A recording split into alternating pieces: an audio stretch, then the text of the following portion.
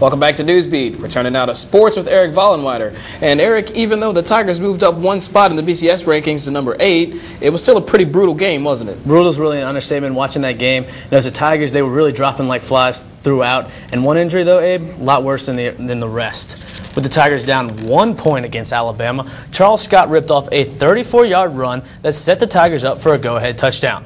But at the end of the play, 2 Tide defenders slammed Scott to the turf, breaking the collarbone of the man who fans call Chuck the Truck.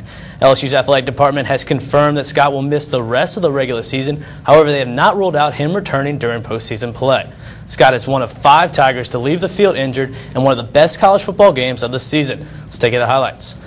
Russell Shepard excited for his first game in Alabama as a Tiger. Les Miles trying to take the 2-1 advantage over his nemesis, Nick Saban. And in the first half, Jordan Jefferson drops back the pass, finds D'Angelo Peterson in the back of the end zone, 12-yard touchdown pass. D'Angelo Peterson replacing Richard Dixon, who hurt himself in pregame warm-up. And our Miles, better than your Saban, maybe not today though. Greg McElroy trying to get the Tigers tied back in it late in the first half, but Kelvin Shepard with his first interception of his career. However, Nick Saban is known for halftime adjustments.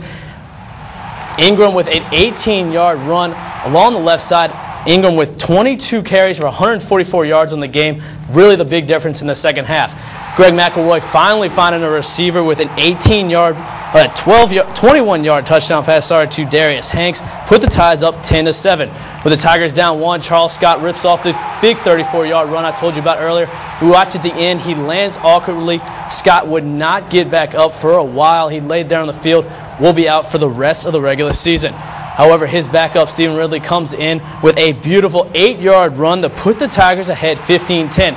They would miss the 2-point conversion. That would come back to haunt them later on. However, Julio Jones on the very next drive for the Tide says, anything you can do, I can do so much better. Takes the pass from Greg McElroy, a 73-yard catch and run for the sophomore. Put the Tide up 21-15 after a 2-point conversion.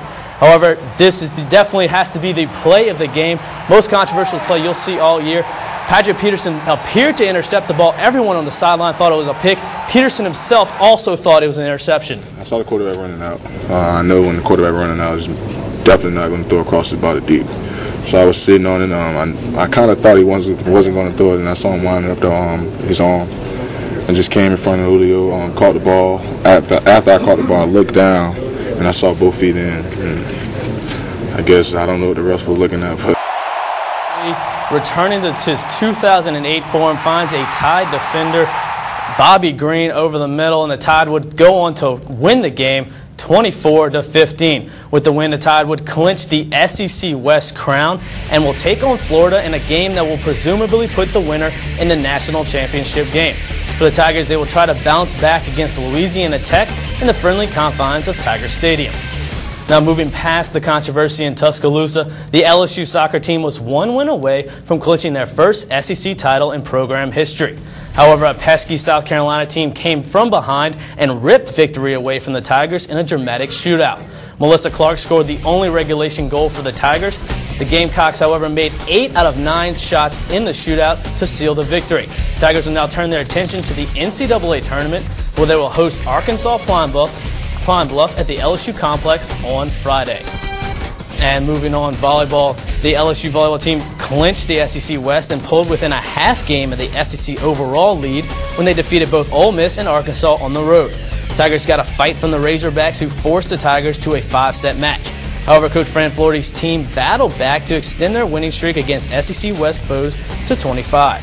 The Tigers will stay on the road when they travel to face off with number 9 Florida on Friday. Tigers swept away the Gators earlier this season inside the Maravich Center. Finally, one last thing about that interception. SEC conference office refusing to comment on the play. Really, they're just taking the see no evil, hear no evil, say no evil approach. And really, Tiger fans will not soon forget this. I tell you, I'm just glad I'm not an SEC coach, because I don't think I could deal with not criticizing the refs. $30,000 is a lot of money, though. Thanks, Erik.